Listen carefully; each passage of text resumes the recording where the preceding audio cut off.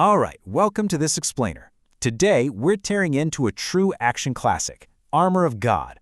We're going to look at exactly why Jackie Chan's 1986 epic is so much more than just a martial arts movie. Honestly, it's pretty much the ultimate antidote to modern cinematic illusions. So, if you've ever found yourself feeling a little fatigued by the weightless, consequence-free action sequences we get in today's movies, you are in exactly the right place. Let's dive in. I really want you to think about today's massive Hollywood blockbusters for a second. Ask yourself how much of what you're seeing on the screen is just a manufactured digital illusion. I mean, our modern theaters are absolutely packed with computer-generated characters, right? They're leaping through green screen skies, crashing through digital cities. It's all carefully designed to simulate extreme danger while keeping the actors and our collective conscience perfectly safe. It's a cinema of complete weightlessness. But what happens when we strip all of that safety away? Well, that brings us to a massive divide in how action is created. On one hand, you have the traditional Western model. This relies heavily on trick photography, body doubles, and digital manipulation to basically minimize risk in the editing room. But then, you contrast that with Jackie Chan's aesthetic.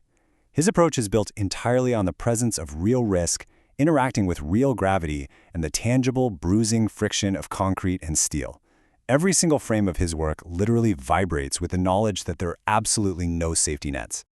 To really grasp the scale of what he pulled off, we have to rewind to 1986. By this time, Jackie Chan was already an absolute megastar in Asia, but with Armour of God, he made a very deliberate bid for global blockbuster status. He essentially borrowed the recognizable visual framework of American adventure serials, specifically, Indiana Jones, but he completely flipped it on its head. Instead of investigating history or colonialism, Chan's protagonist, the Asian Hawk, embarks on this incredibly visceral exploration of the human body and its relationship to a totally unforgiving architectural world. Now, if you're looking for a flawless, traditional three-act screenplay, you're not going to find it here. The film completely rejects that structure. Instead, it acts more like a modular armory. It's kind of like a variety show disguised as an epic adventure. We bounce wildly from pure, raw kinestheticism in an African tribal village to high society comedy at a European auction, and then straight into a full-blown Cantopop concert just to showcase his co-star, Alan Tam. The plot itself is really just a geographic excuse to show off these wildly diverse displays of physical performance. Before we get into those kinetic set pieces, we first need to understand what Chan was actually fighting against. He was pushing back against a modern trend that critics call chaos cinema. You've definitely seen this. It's that action aesthetic that relies on rapid-fire editing, shaky handheld cameras, and super extreme close-ups. It simulates the chaotic feeling of violence, but it does so to intentionally obscure the fact that there's a serious lack of actual physical performance going on. It leaves you totally confused about who is standing where and what the stakes even are. Chan's response to that blurry chaos is absolute, crystal-clear spatial geometry. Instead of those confusing abstract blurs, he uses wide, incredibly stable objective camera angles. And he uses long takes. We're talking shots that last 10 to 15 seconds where he flat out refuses to cut away. If he leaps in a wide shot, the camera might change midair, but the momentum carries over perfectly. It creates these continuous, unbroken lines of kinetic energy. He turns every single fight into a perfectly synchronized environmental dance, whereas ultimate weapons are just leverage and physics. Let's look at how this actually plays out on screen. Right in the middle of the film, we get this breathtaking chase through these narrow, winding European streets. But Chan doesn't just drive a car here. He treats his highly modified rocket-boosted Mitsubishi Colt Tradia less like a vehicle and more like a giant mechanical prosthetic limb. The focus is entirely on the terrifying friction between this large, clumsy metal machine and the tight, claustrophobic stone architecture. And it all climaxes with this massive jump over a divided highway that makes the car literally look like it takes flight. And this dedication to spatial clarity builds into what is easily one of the most astonishing stunts ever captured on film. Chan literally free falls off a cliff straight onto a drifting hot air balloon. And the way he edits this is brilliant. First, you get a wide side shot so you can comprehend the sheer, terrifying distance. Then a top-down POV shot that just hits you with absolute vertigo. Finally, a medium shot from inside the basket, showing his body violently slamming into the canvas. Why repeat the exact same action 3 times? Because he is proving to you that the stunt is real. It's a deliberate choice that honors the unbelievable physical sacrifice of the performer. All of this chaotic energy eventually leads us to the climax, a 20-minute subterranean monastery brawl. Jackie is operating on a full 360-degree axis, fighting off dozens of cult members. But the real highlight is this highly stylized fight against 4 towering, muscular guards dressed in leather leotards and high heels. Chan's character absolutely cannot match their raw power. So, what does he do? He masterfully choreographs the fight around leverage, weight distribution, and high-heeled physics. The sound design alone tells the story. You hear these heavy, brutal thuds of connection mixed with the rhythmic, menacing clicking of high heels on the stone floor. It's brilliant. So this brings us to a quote that really hits the nail on the head. The true author of an action film is not the person who writes the dialogue, but the person who executes the movement. In Hong Kong cinema, the body is the text. This is exactly where our explainer needs to shift gears.